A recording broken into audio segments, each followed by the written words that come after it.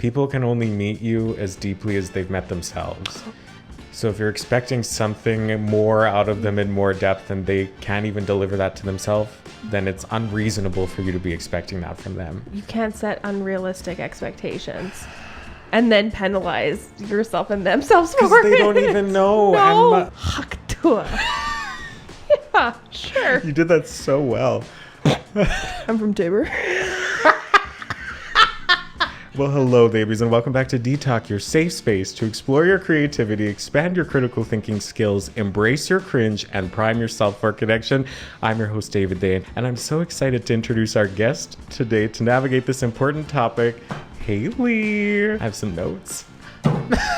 Now, we need you to start by introducing yourself. How do you spell your name, Haley? I'm so glad you asked. Yeah, tell us right now. Oh, you know me so well. I do, yeah. Wow, I didn't even peek at these notes. No, you don't. This was a treat to start off with. Well, for those of you that don't know me, I spell my name Hailly. Oh. No E, no extra Y, 2 L's. Yeah, I was going to ask, that was my next question. How many L's? 2. Oh, wow. Yeah. You don't see that often. Never. I've never seen Haley spell like that. I'm the only one on Instagram. Yeah. But you just have your folder and your questions and... Oh, yeah, I'm prepared. Very professional. Well, yes. It took me like almost 8 minutes to print this out this morning, so... You own a printer? Yeah, right there. Yeah. What's so funny about owning a printer? People don't own printers anymore. People have printers. For what? Like, okay, for this. Sure. Like, could be on an iPad, but whatever. You use your printer. Yeah, thank you. Yeah. You add to those ink sales. I print a lot. That makes sense. You don't own a printer. No. Welcome to HR. Yeah, exactly. Okay, well, That's what I do. Yeah, I'm an HR manager. For those of you that don't know, we were just focused on how many L's were in your name. Yeah, okay, This is my first podcast. Whatever feels natural. Okay. So. Oh, that's so... Do you listen to any podcasts? Not really. Yeah. Yeah, you're perfectly... Ooh, it's definitely science. Has nobody said that before? No, never. Not once. Okay. Are you sure it's just not you that's scripted? That must be. Sliding. Okay, anyways. It's not slanted enough that you're just naturally sliding. Like if you lift your feet, you're not going to slide into the wall. Shut up. Get out of here.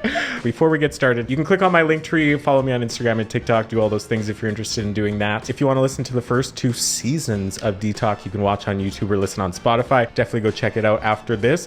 But for now, let's get into it. And then there's the theme song. Bum, bum, bum, bum, bum.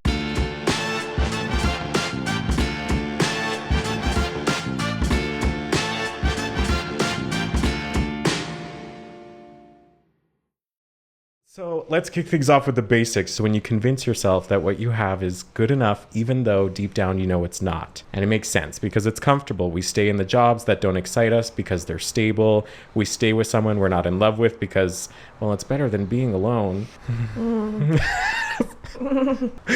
Yeah.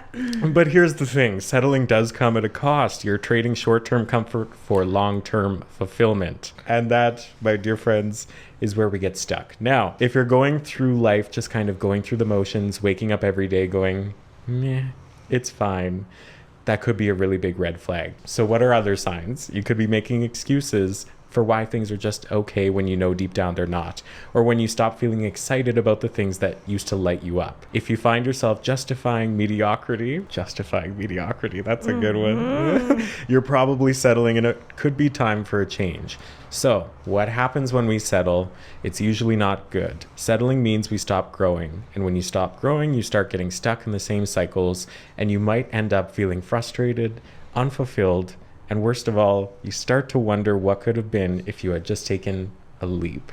There's this quote I love to get us together here. If you don't ask for what you want, the answer is always no. And that's what settling does. It keeps you from asking for what you really want and deserve. So how do we stop settling? First, this one I laughed so hard when I read this. You've got to know your worth. You have to know your worth. Mm-hmm. Do you know your worth, Haley? Oh, do I know my worth? You gotta know it, honey. Mm-hmm. Oh, honey. Oh, I know. It does sound so cliche, but it is true. Because if you don't believe you deserve better, you'll never push for it. Trust those feelings that tell you something isn't right and listen to them. So set clear goals and don't settle for anything less, and surround yourself with people who push you to grow and take risks. It can be scary, but leaving your comfort zone is where the magic happens. So it sounds all big and illustrious, but when it really comes down to it, it's not as easy as my nice little 4 paragraphs have put it there. It definitely becomes a lot more complicated. And we've kind of organized our conversation today in 2 different parts. So we have like a general conversation. We break it down into career and personal growth, relationships and life, mindset and self-worth, inspiration and practical advice. Okay, bring and it. end of list. Okay, Haley, you ready for my first question? Always. Okay, so why do you think so many people end up settling in any area of their life? Why do you think people do it? Because it's easy. It is an easy option. It's an easy option. It's a non-effort option. You don't want to say lazy. It can very easily be mistaken for laziness, but it can also be a choice. Like, it's a choice to be specifically lazy or just undecided. Because I feel like the word lazy sounds like it implies judgment. It has a connotation to it. Yeah. So it's not necessarily it, but it can be very easy for people to just be like, oh, they're lazy. And like write them off. Write them off. And Put them in that box. As we know, there can be a lot more to that. There's so many different parts to this conversation because there's the individual level, but then there's also like the systemic and the things that have happened in the generations that have come before us that might make somebody, not that makes somebody lazy, but creates an environment where being lazy is like a survival tactic. We've heard that before of the parents that are like, kids today don't want to work as hard.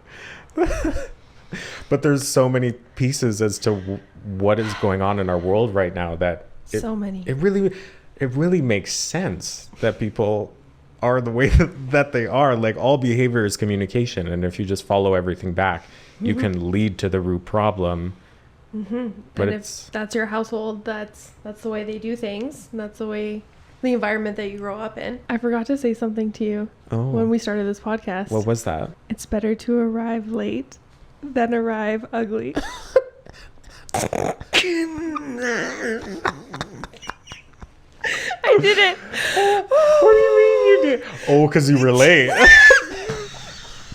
I am inherently late. I am a late person. Okay. And it's something that I work on. Yeah. It's something that... Because you're lazy. Oh. Yeah, I'm late because I make lazy choices. I arrive at work every day at 7:59. Yeah. I start work at 8 o'clock. Well, this seems perfect. On time. Yeah. Physical hours spent in a work facility does not equal output of work put in. Depends on what your role is and what your job is, what your work is set up like. There's a very big difference between people that want to stay at work for 12 hours to say, oh, I stayed at work for 12 hours. Like, I'm so dedicated. Okay, but you didn't get anything done. Quality over quantity. But that's the generational difference too. Totally. Is because they view productivity, not the blanket statement of they, but that group of people that go, kids don't want to work anymore. But then people martyr themselves and burn themselves out, not on purpose, but sometimes seemingly so. Because they think it's a requirement. It's an expectation, but it's an expectation that they make. Because in reality, all you want from your employees is to do a good job safely and like what they do. It's how you do it and how you conduct yourself. I've only ever had one job where I was paid salary, and it was like, here's the list of expectations, and you just got to do it. Yeah. But then as somebody who is a perfectionist and wants everything to be done really well, then I was always on the hook to be working all the time. Yep. That balance is okay. We're getting it's not an easy balance. We're getting everything here is about balance, and you're gonna mess it up. And balance is hard. Balance is hard. And the only way you know what you want is by doing what you don't, and then thinking about it and going, and feeling the effects of it. Yeah. Oh. But if you're not even tuned into yourself enough to know, or you've been, you're in trouble. Yeah. So number one, you just gotta be aware. Go to therapy. That's number one. Awareness. Awareness. Yeah. It's important. Yeah. Everyone says. Okay. So, my answer here for this was that it's comfortable, like you were saying, and you're scared of something. At least that's what I've experienced there. Because I don't know, from our generations that have come before us, if they experienced any part of the war, well, I guess even that continued to rage on today. But like the end of World War II, I don't know if you can see that in your generation of family, but there's that very staunch mindset of looking for stability. And that's the most important thing. Everything needs to be safe. 1,000%. You have to have you don't do anything without a contingency plan. You don't do anything without a plan B. So then you have all those generations that come after that still have that feeling inside, but you're not unsafe in the same way that they were. So it doesn't really make sense for you to be carrying on that mindset if you're not in a threat like that anymore, because it doesn't actually serve you. The neuroscience behind that is so cool of how it passes down like that. Like I could be making choices and going through experiences right now, and in 20 years my children would be different because of now. Yeah, that's crazy to think about. So if you are settling, is there something that you experienced or something you've seen in other people that is like a symptom of it? So what are some common signs that someone might be settling without even realizing it? Because like you said, perspective. Can you even see yourself in what's going on? And I guess like people not even considering that they have other options. I think like the biggest thing that you see is, again, people's themselves inherently changing, and body language and really behavioral, I would say. And I feel like to people that know me, they'll know when something is wrong before I like say anything. Yeah. So I don't know. I think I expressed that also. But interesting about the people though, because what if your community that you built around yourself can't see it in you, or they can't see it in themselves? Oh, the first thing that comes to my mind is like, is that your community? Yeah, no, absolutely. That's the first thing that comes to my mind. Yeah. Where you should not be in an environment of somewhere that doesn't support the real you, or what you want, or what maybe you should be wanting to an extent, or like helping you in a direction, whether that's any direction, right? Like if just making sure that if somebody is choosing to be settling or being content. Yeah, because there is a spot where that is. Yeah. And that's okay. And that's the thing, like it comes back, like hiring people for a job. Like some people, majority of people want to go into a job and develop and expand and evolve. Some people don't. Some people like that stability. Like you go back to, like you see, like somebody's like, oh, I have a goal of getting to this job. Once I get there, success would be getting that 20-year anniversary certificate. Years of service? 20 years? 20 years of service. And you get $100 to Amazon. No. That's the reality of it, where it's like, but then again, as generations change and go through different things, you see then some people are like, oh no, I might have the job that checks all my boxes that I thought I wanted. And then you're like, oh, this actually isn't what I wanted. But just like, think very much just like yourself. You have an idea of what you want. You once you complete that goal, then it's like, what's next? Because you might think by completing one goal, the next step is this. But you complete one goal, then you're like, oh, actually, the next step is this. Oh, it's something else. Yeah, absolutely. Every single time. Every time. Yeah. And it's, but then you kind of get almost like addicted to that. Okay, so then I do this, and then I don't know. We'll see where it goes.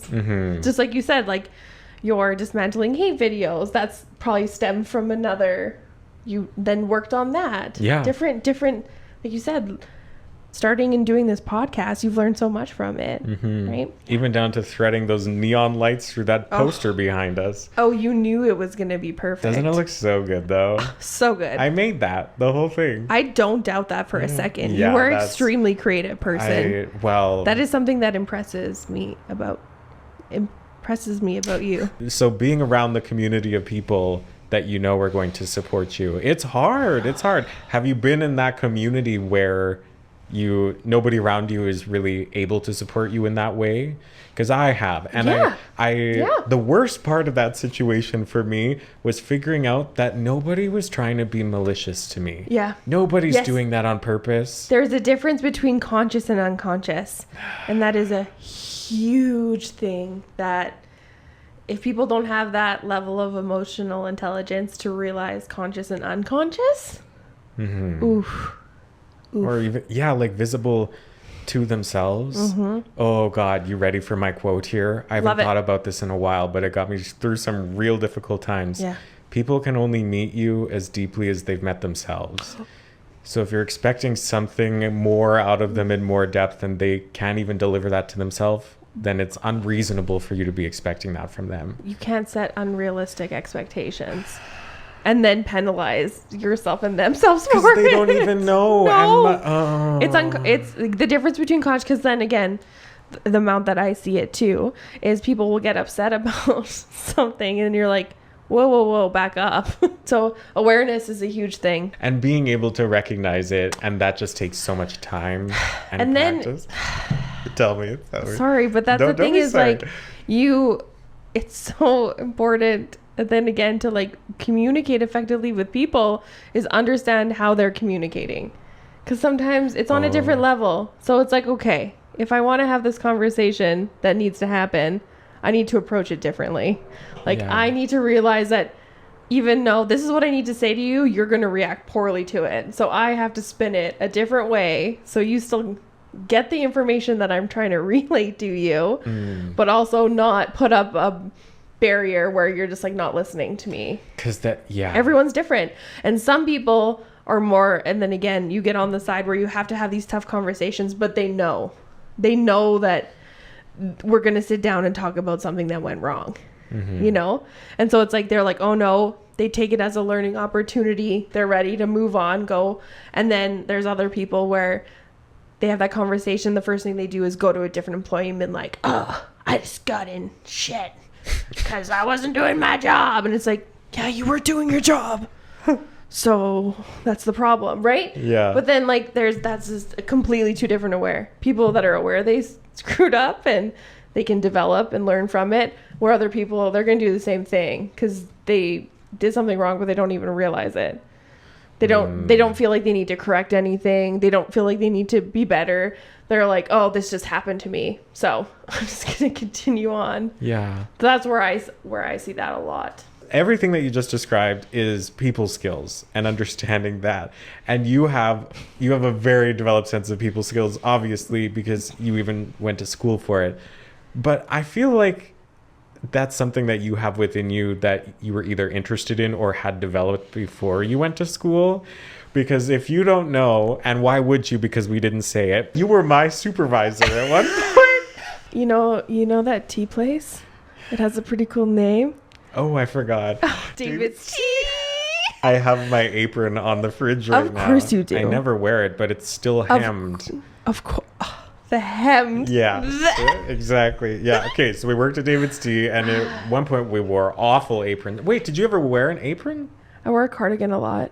Yeah, place of the apron. I preferred a cardigan. Yeah. But yeah, I did have an apron. But then I would just hoard stuff in my pockets. So again, no. That's fair. No. Yeah, we had aprons, and I sewed mine because whenever I would wear shorts, it would go past my shorts. So then it would look like I was wearing no pants. Yeah. So I just sewed it. It was quite simple on the machine, just one run through. Well, two, because I wanted to hide things in the back of the apron. Which I did a lot. Oh, yeah. Learned a lot at that job. Really did. Yeah. Nothing I really wish to say online. Okay. Yeah. But I remember, because before we were even friends and really started like talking to each other in not just a work way, I never felt frustrated by the way that you would talk with me, even when I had so clearly done something wrong. And like, I knew I did it wrong. I went into the task with the intention of doing it wrong because I was lazy. I was because I wasn't motivated to do it well. Yeah. I just wasn't. If you inherently don't want to do something, you're not going to do it. Exactly. Yeah. But just enough to get by. I'm sorry, David's TLTD. I really coasted on the fact that my name was David. You did a really good job, though. But I was good with people. You were good at the parts that you needed to be good at. Exactly. Again, you understood the assignment. And cleaning the dishwasher, not once. David. Never cleaned the bathroom either. No. David, why does this look like a mess in the morning? Oh. You signed off that you did it. Yeah. Okay. Yeah. If it was, by the time it hit 9:06, I just went down the list and did everything. I'm like, I'm leaving. Believe it or not, I was a key holder at one point. Actually, for the majority of the point. The store closed at 9, so I would want to leave at 9:07, 6, 3. 2. Yeah. But obviously in that situation, I guess I was kind of settling with myself in the way that I was acting. But I also went into that job with the intention, like you just said earlier, like I really wanted it and I really enjoyed it more so than I knew I would enjoy any other job that I was capable at that time. 1,000%. That's the key right there. Mm-hmm. That's the key. You can't be unrealistic and being like, oh, I wish I was doing this right now when you it doesn't make sense. Yeah. Right? Okay. So yes. Yeah, right? Mm-hmm. I'm on my way. I'm in university. But what do I do right now? Yeah. Mm-hmm. And this is going to get me to the end of what I wanted. It's great. It's going to pay my bills. Mm-hmm. It's a job I enjoy coming to work to. Mm-hmm. I like working with the people that I work with. Yeah. Okay, so this was all tangential from the fact that you've always had those people skills. Because I remember you coaching me. And I even enjoyed those conversations. Because it is like the way that you talk and your vibe. But I've always found you very entertaining because you are. Thank you. Right. So yeah, I guess like it all matters the relationship that you have with somebody and the way that you're able to approach those conversations, and recognizing maybe that was even a piece that you did with me in those times too, is recognizing what I would respond to and what I'd be looking for in those kinds of conversations. And it was humor. So if you were being stupid and funny with me while also delivering the bad news, then I'd be like, oh yeah, cool, okay. But if it was a serious tone, I would immediately shut down and be like, well, you can get fucked. Yeah. That's what I'm talking about, like those barriers and how to still have, like, you have to know what you want to get out of that conversation going into it, because I think so many people don't. They're like, oh, I need to have this conversation. If I want to have this conversation, is the way that I'm going to approach it the right way to approach it? Because you have to always think about the outcome. Exactly. Like, what do you want to do? Like, exactly. Different people are motivated in different factors. If you listen to any of my content before, I did a complete 180 on my entire life. Really? Yeah. Entire life. Complete overhaul. I got the degrees, I got the job, I got the permanent certificate and permanent contract, got the house, fucking painted the fence. Mm-hmm. Incorrectly, I might add. Yeah, but you did it. Yeah, you're not supposed to use stain like that. When I was moving out, I took the somebody else's problem now. Exactly. Yeah. Don't even mention it. Yeah. No, I just changed everything because I got to that level of success on paper. Like the generations that came before me, everybody was so impressed and like, wow, you did it. It's over. You checked those boxes. And I was like, I'm 25 years old. Mm-hmm. This isn't going to be how it's going to go for me. And specifically being a teacher, I would look around at the other teachers that were older than me, and I would look at their lives. Mm-hmm. And this isn't any shade, because it's not really a personal thing. It's just not for me. But you know what? I'm going to even take that back, because so many of those teachers would look at me and say, don't stay here. Don't stay here. I regret it. I'm good at it now, and there's no point in changing, which is also to say that it's never too late. Yeah. I'm so young still, so I don't have a lot of perspective on that. But you can do whatever. You can do whatever whenever. Yeah. Oprah was 82 when she was first on TV. So no, she was not. I changed everything, but I did it in little pieces, and that's the thing. I knew I wanted to change everything. I wanted to lean more into performing and content creation. So I came to Calgary for one drag show because I got a gig at Cowboys, and it was the first time I had performed in drag. Because I wanted to do a little bit of performing. I actually wanted to get on stage in drag and be like, how is that going to feel? Yeah. And even though my performance it was what it was. It wasn't what I was envisioning. but also it was the first time. So it needed to be crunchy by my perspective now. That's kind of the point. Whenever you're looking back at what you've done, there should be an element of cringe. Yeah. Right? Or did you do it? Yeah. Yeah. Yeah, right? And Yeah. being able to lean into your cringe, embrace your cringe. Oh, that's my tagline. Embrace your cringe. For detox. But in Embrace order your not cringe. to settle, you have to make yourself cringy and uncomfortable. You have to step outside your comfort zone. And I think the hardest part of taking that big leap of faith, the hardest part was not my mental workaround of like, how is this going to look? Actually finding a place to live, hiring some awful fucking movers to bring all of my things to Calgary. Not the ones, they're not listening to this. So don't need to give a caveat. Jesus, David. They'll literally know exactly who they are. Anyway. I'm looking at you. Yeah. No, it was other people and them looking at my life and making that judgment of that everything was so great, which it was kind of, and having to explain to them what I was doing and them not understanding. And it was also like, I could justify it to myself, but I grew so tired and not able to justify it to everybody else around me. And I think that's the point, is that you don't actually have to. No. But we want to, because we feel the need better. to. Why? We feel that there's like societal pressures that just like exist there.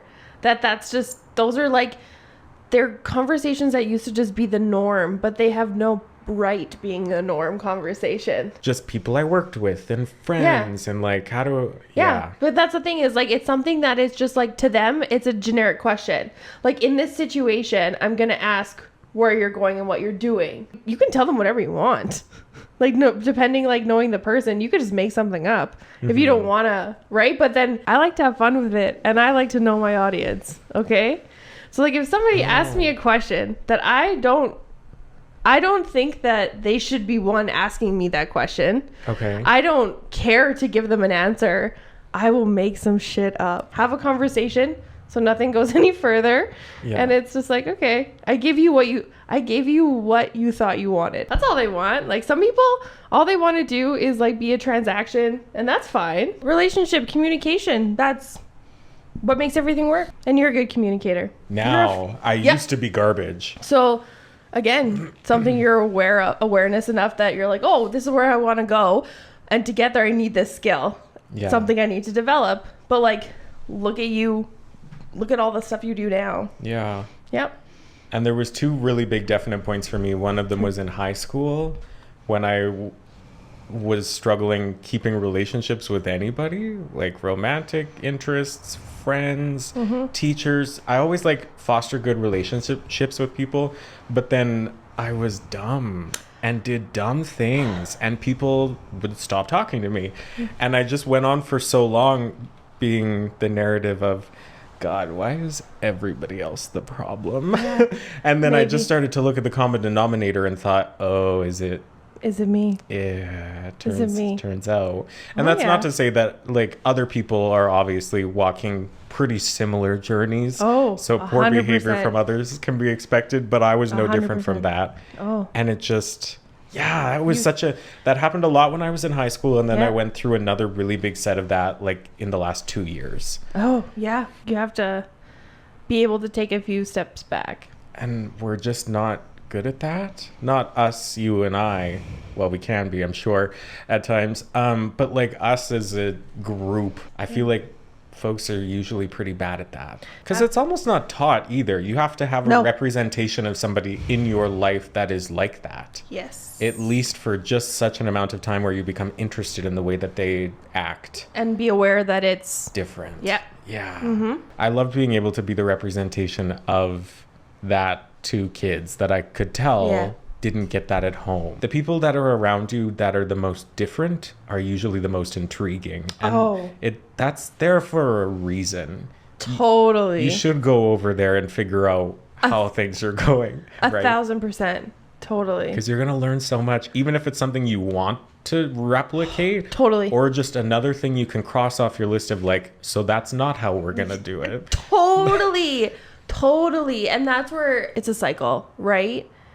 Because you're seeing people, and that's the thing, is they don't want to, What is that though? They don't want to. What is it that they don't want? Is it scary to be around people who are so different? Okay, so here's the thing: is like it's easier to not put yourself out there to potentially be judged. Oh, that's where I'm trying to like. So it's a cycle, right? Where if somebody's like, okay, they might have a bad experience where that one time they stepped outside their comfort zone and they got bullied.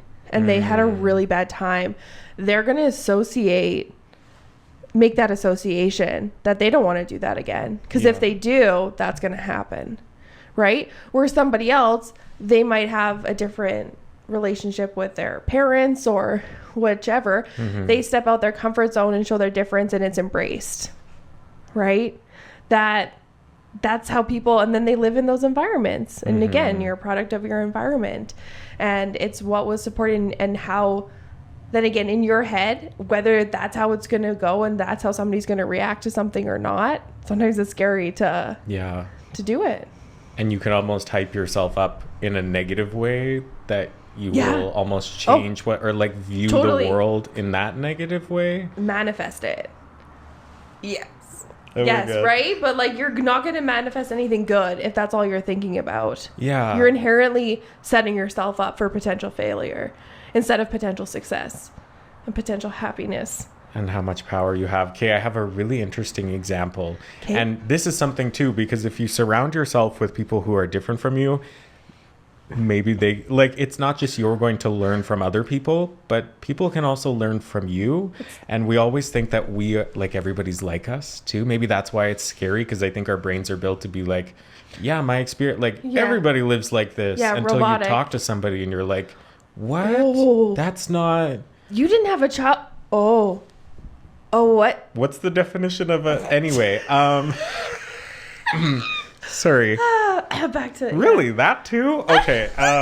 No, but and then right, people can learn from you as well if you're present in the moment when other people are not wowed by you, not impressed by you, but engaged, are actually really thinking about what you said. Engaged. And you can feel it. Yeah. It was daytime. I was going to a show with somebody that I had never met before. Okay. And I had met them for the first time downstairs before we left. And we were walking and there was a drop of water that dropped basically right between us as we were walking. And I don't know if it was spit. I didn't assume it was spit. And this person that I was with just said, I can't believe somebody tried to spit on us. And it was interesting because when I heard that, I thought, wow, I actually didn't even consider that. And I said, well, I don't think if it was spit that it would have been on purpose. I think people are just gross. Yeah. They wouldn't even have seen us. But that's where their mind thinks. Yeah. And I remember being like that too, where it's just you view everything through the lens of that. Yeah.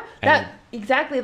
And that person, that's the thing. They could have seen a video or been somebody who got spit on or something like that, right? Oh, yeah. They could have seen a video of being and then they just were assumed that happened. Oh, because we think everybody acts the way with our intentions too. When I was getting the most bullied, I was also simultaneously the worst bully to others. Oh. It was true. Oh. Do you think it helps those people to be actually told what they're doing and to have somebody talk to them and really call them on it? Because when I was young, nobody ever said anything to me. They just saw me being a dumbass for so long. Oh, I feel and nobody did anything. Don't be concerned, but when I was in middle school, I had a hate list. And let me just explain this story to you really quickly. There was a girl who was having trouble with bullies similarly, and there were just a handful of people in the class that she didn't like. So homegirl pulled out a piece of paper from her notebook, and this is what? Grade 6? Sure. And just writes in all caps, I did not spell list correctly. Hate list. I spelled it List. That's how you spell list.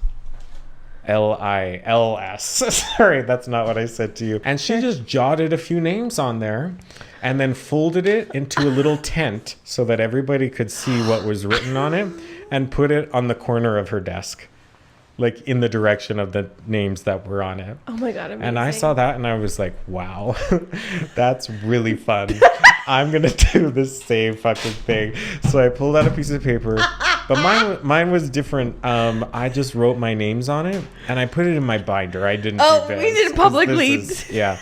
That's crazy. Yeah, exactly. Yeah. And then I really don't know how somebody became aware of my list, but it made it to the school counselor. Yeah. And when she knew, I was called into the counselor's office and it felt like I spent the entire day in there talking with her as she's attempting to do what I would think is like a psych eval on me because it was a danger. And in retrospect, as now an educator, I do understand the concern. Yeah, okay. Completely do. Okay. And it is something that you should be investigating. Observant of. Yes. Cognizant of. Exactly. Of, yes. But also looking back on me and my perspective, I was too much of a coward to actually do anything to anybody. And I wouldn't have, and I didn't want to. Yeah. Were there people that I hated? Absolutely. Mm-hmm. Are they still on my internal invisible hate list? No, because now I don't even know their names. Yeah, exactly. They're not worth it. But is that, yeah, and that's part of letting go and whatever. I wasn't a danger, but that counselor made me more of a danger because she was so threatening to me and it was so guilty, and she just kept me in her office and she kept like talking to me and then leaving and going like, oh well, I need to go talk to this person, like a scare tactic, because I don't know what they're gonna say and you might be suspended in this. When it all was said and done, I don't even think a phone call went home to my parents. And she had an experience in her family, I would say maybe a handful of years before, less than 5, where several of her family members were murdered. Oh. And I never made the connection until about 3 or 4 years ago. Oh, so... And I went, oh... Oh...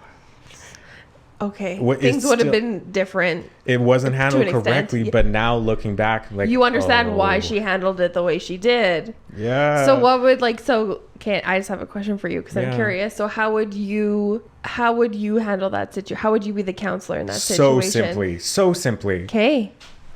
Take the hate list. Okay, bestie, I found this in your binder. Can you tell me what it is? Oh, this is my hate list. Okay, who's on it? People I hate. Okay, why do you hate them? Because Haley has 2 L's in her name and no E. Yeah, I mean, that's fair. Well, so why did you write it down? Because they bullied me. Okay. And I hate them. Have you talked to anybody about the problems you're having with them? No, right? It's just like going into it and being like, how are we actually going to solve these problems? What do you want the outcome to be? Yeah. What do you want this kid to be doing in a week from now? Mm-hmm. Right? Like, where do you want... They need to see where you want them to go. Mm-hmm. You need to create that for them. Or maybe not specifically, but at least guide them in the right direction. Yeah. Where this is not going to make you feel better tomorrow. Oh, and you know what's funny? Now that I think about it, I actually would have started that conversation with, okay, so I have a great story for you. When I was in grade 6, I did the same thing.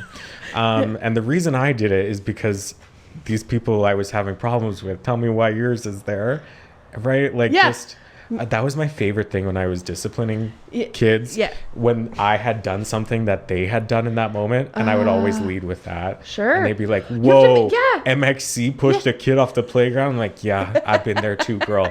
But sadly, that's not okay. Yeah, it's not. I learned from it. Be a better... Yeah. No, but that, like, you have to make it relatable. And that's, like, a huge thing is about... finding some common ground no matter what it is, but even if like that's what I find, like I talk to so many different people in different capacities at different levels, and that's always the most important is finding some common ground. There's always something. It doesn't have to be life altering. It could be like the same flavor of ice cream, but you know what, making that connection. You make that connection, and then that's something. You don't have to be best friends with people. You don't have to go hang out outside of work with them. But when you come to work, find something that you like about the person rather than something that you don't like. Because it's easy to find something that you don't like about somebody. It's less energy to do it. Yeah. It's just easier to be like, oh, this person so-and-so did this, blah, blah, blah. Instead of just like, hey, I use the example, like I like sports. So if I know somebody likes NFL, like I can say one word to them, right? But we might not have any other same values or opinions or anything, but that's one common ground. So I'm going to use that. And that's fine. Like that just maintains that line of communication that's like safe and psychological safe. It's a big thing right now. So as always, but just like it's being focused on more. Well, that's good. It's because it's important. Yeah. Okay. Yeah. And people are interesting. People. We love people. I do. We love people. Give me the most random one possible.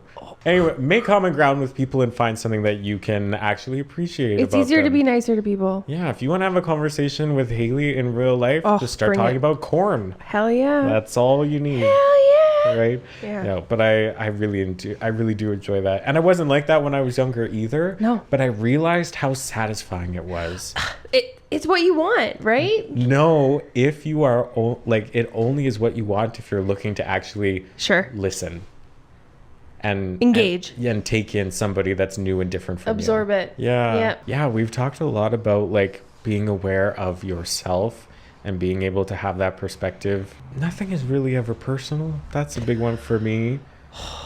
It's a huge one. It has nothing to do with them and everything, or nothing to do with you and everything to do with them. 100%.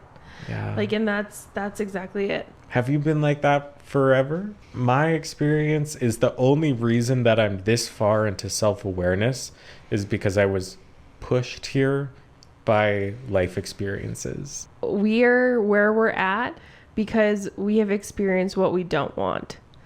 And we know people, those are the things we don't want. So to be different, we have to do things differently. But where's because like you can think of people in your life right now that have had similar experiences, but that hasn't pushed them towards more awareness. It's actually gone in the other direction. So what actually, your environment too. I think then that's in combination with like two people can have the same experience, but when you go back to different environments, I feel like, I don't know, that's a factor as well. Those are all factors that I consider when I'm dealing with people. I feel like some people might think that they want to get places and skip steps and get there quicker, but if you don't do it the right way, you're not going to enjoy it. Oh. Like that's what I kind of like look at it, is just like you have to be well prepared. Like you can't be set up for failure.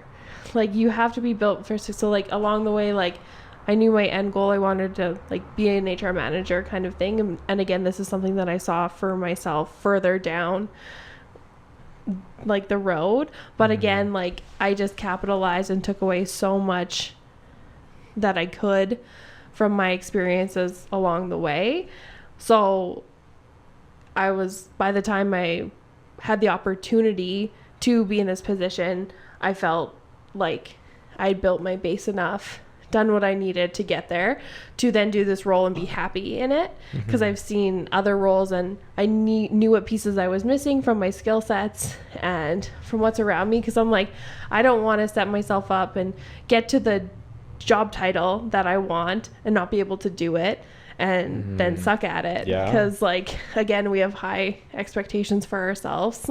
And again, if you don't know what's going to happen. But again, I think that was my biggest frustration along the way, is I had really strong leaders all throughout my life and career as well. Like growing up, I was always on sports teams that had great coaches. I remember way more great coaches than bad ones. Again, you remember the bad ones, but also like those are people that mentor you. But then in my jobs, people that I was like, oh, they do them really well, and I'm like, I want to get there. But then also I ran into having a manager that was the opposite, like did not go through the motions, go through the steps, like have that knowledge. And it was so frustrating. And I was like, I will never be that person. Like I will never skip steps just to get somewhere if I'm not ready for it. Because it's just like, it's more costly to you. That's how I view it. Good though. It's how I view it. Okay, there was one key word that you said that, because I feel similarly to you, but you said if you want to get somewhere, like skipping steps, if you're doing that, you're not going to enjoy it. No. That shows my perspective, is because my brain went, wait, enjoy it? You're supposed to enjoy it? But no, that's absolutely right, because if you're attempting those new things without the skills to do it, then it's just not going to be enjoyable. That makes sense. But for me, I've always been like, yes, I know I can't skip steps because I know this is the only way I'm going to actually be able to do it. And I just need to shove myself through everyone. But I don't know. I just have this like sense of aggression with myself, almost, of like, sit your ass down here and put yourself through all the steps, because that's the only way. Yeah. I never considered the enjoyment. Like I do. I don't know. What do I don't know. Okay, so I'm going to say this. I don't know if I've ever said this out loud, but it's something I think about a lot. So I wish I took more out of the value of my schooling and degree. Oh, me too. Wasted on the young. Seriously. We're here now, but I'm like, motherfucker, my life would be easier. Isn't that frustrating? Yeah. And now I'm at the point where I'm like, I want to do it again. I'm not gonna. No. I'm not. It doesn't make sense. I'm not gonna do it. But motherfucker, yeah. Yeah. You go through the motions, right? Exactly, to get it. Then you get the job, and I'm like, oh, yeah. We do well. We're here, but exactly. Oh, it's something. Yeah, if you did it the other way, like I would take so much more out of school if I had that practicality to think about what I was going to actually be doing and what, yeah.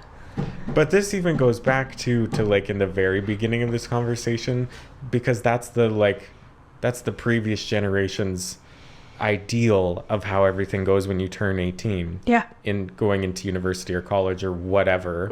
It doesn't matter if it's those two things, but it's the next step of your life immediately right now. Oh, yeah. Today's the first day of the rest of your life. Oh, I remember people saying to me, because what you do now is the only thing that matters. Like, I'm not even 18 yet, actually. Hold your horses. But it is like then the farce of you're doing it. You're getting it all together. You're becoming so smart.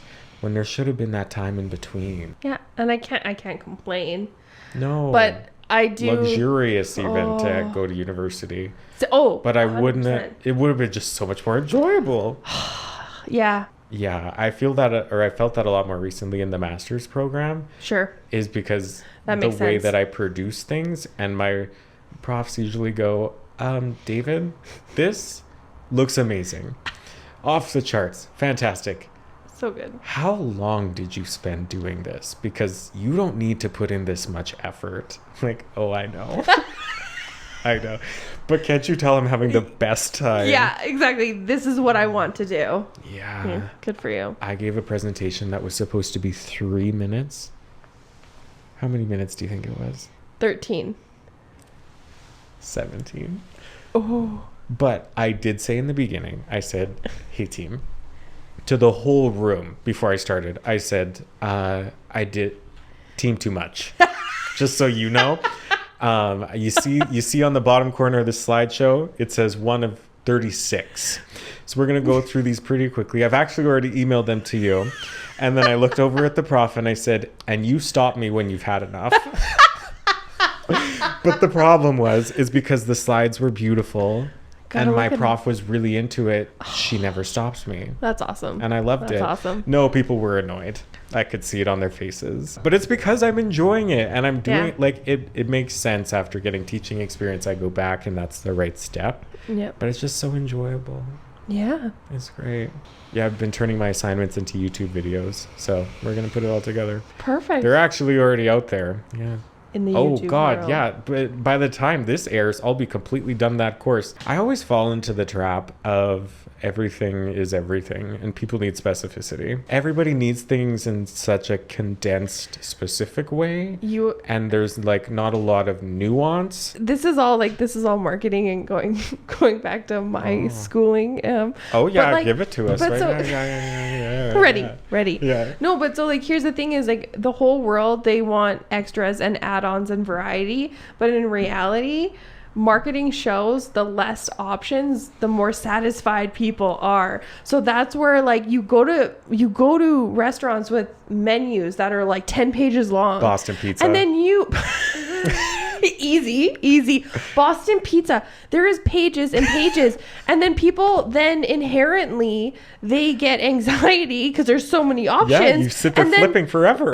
And then they're like, I don't know what I want. And they're creating this like all of a sudden like their food is stressing them out when they're out for a good experience where like you are going to be more satisfied if you go to a restaurant that has like quality, like 4 dishes and you pick what you want. Then you have skipped all that time like worrying or wondering about the what if. The what if is a big one because people think about what if I had this? Like, would I be more satisfied? Would I be happier with the what if? But you can't. It's just what's in front of you. Quality over quantity. You're going to be happier. You made your decision. You're on to your happy topic at dinner. People say and society and makes money off of having value addeds and options, but people don't want options. No, but like we could sit here and say, here's a step that you can take to get to have more perspective of yourself and to be able to like it, if it is in the effort of not settling or developing your people skills, but to become more self-aware of yourself and the way that you interact with other people and how much control you have over those things. What would you say? Again, know your community and know who's worth it and who's not to have in it, right?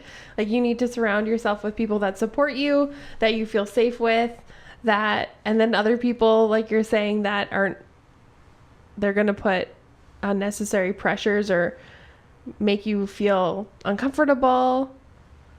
You don't have to associate with them. You don't have to. Don't feel obligated. People skills are important. Yeah, they are. And you don't have to go to university in order to develop them. No, you just have to be aware. And you got to get around people who are different from you and seem the most intriguing. And sometimes it can be the people that you're cringing the hardest at that you actually need to go spend time with. Yeah. If you're passing judgment on others and being like overly critical of them, that might be a little bit of a clue to investigate. Because it might be you. It might be you. But it also might not be you. But either way, explore it. It's valuable information to have. Yeah. Explore it. Right? That's a big one. Because like for whatever reason, if you like walk around your life and you think, wow, why am I really cringing at this person? Why does this person make me uncomfortable? Why do I feel like annoyed, grossed out, like feel bad for anything like that? There has to be a reason. And it's just like pinging and you can feel it. It's probably because you see something about yourself in that person that you're uncomfortable with. Or you make an association that's not fair to associate with.